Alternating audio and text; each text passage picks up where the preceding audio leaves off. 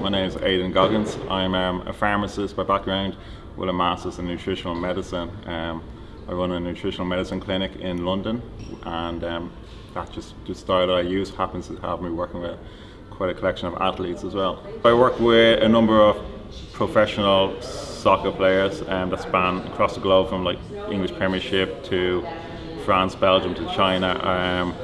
I work with a number of Lions rugby players. I work with the British sailing America's Cup sailing team.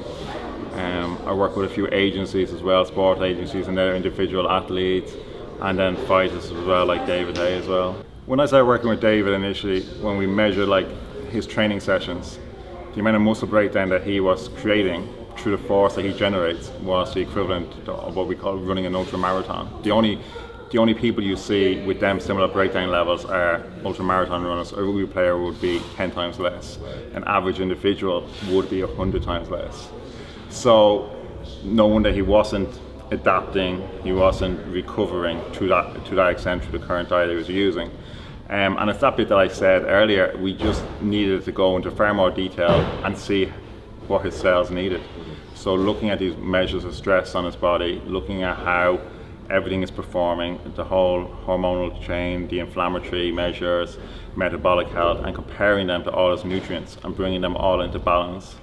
And then alongside that is that shift from the general food we eat, where we think of calories, fuel, proteins, to actually go on a plant-based diet, because what we know is that plant foods are rich in chemicals that we call polyphenols, and these actually work as signaling mechanisms on a genetic level in our body, and they are what tell our cells to recover, to rejuvenate themselves, to up the defenses to stress, and that allows us to adapt and to recover and to perform better and for longer ultimately. So when you have an injury, it creates a massive deficit straight away on your immune system, and it creates what we call an oxidative stress reaction and low-grade inflammation. It's only through nutrition that you can provide the nutrients to replenish the immune system, to reduce that inflammation, reduce the oxidative stress, and allow the body to maximally heal.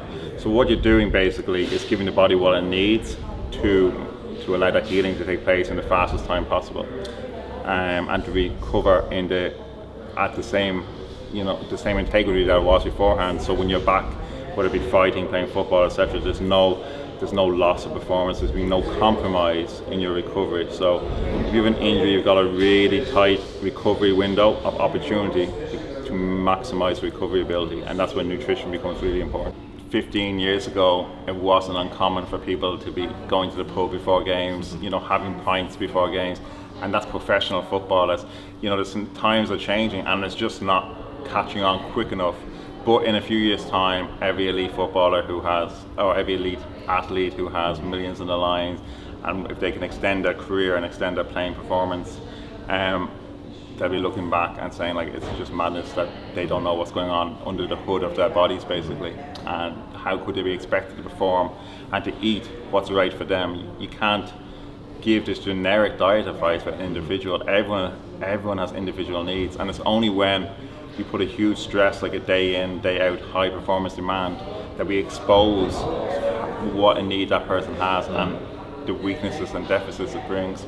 So while a normal person might get away with it, and for an athlete where seconds and millimeters means everything, they can't get away with it. If you were to give any tips to, like, say you've got, just for example, an 18-year-old mixed martial artist, he's kind of learning the ropes, skill-wise, technique, that's not your part, but in terms of giving him the energy to keep training and the energy or the proper nutrition to recover the next day, and to have, just to give himself the best, or him or herself the best shot.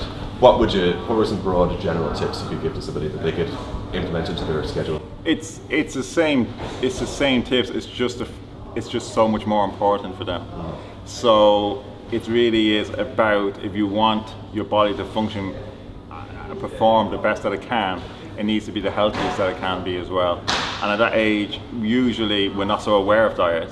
But if you think about it, as I say, we always use that kind of car analogy because a lot of people usually get it, is if you've got a high performance sports car, it makes sense to look after the engines and make sure that it gets everything it needs and get everything it needs to stop the wear and tear. Mm-hmm. You need to consider yourself, do you consider yourself as a high performance machine as well? and that's the difference. Or are you just happy to just put fuel in the tank and get that oil change once a year at your local Halfords? You know, that's the decision you need to make, and that's what will decide whether you're in the elite 5% or the general 95% below them.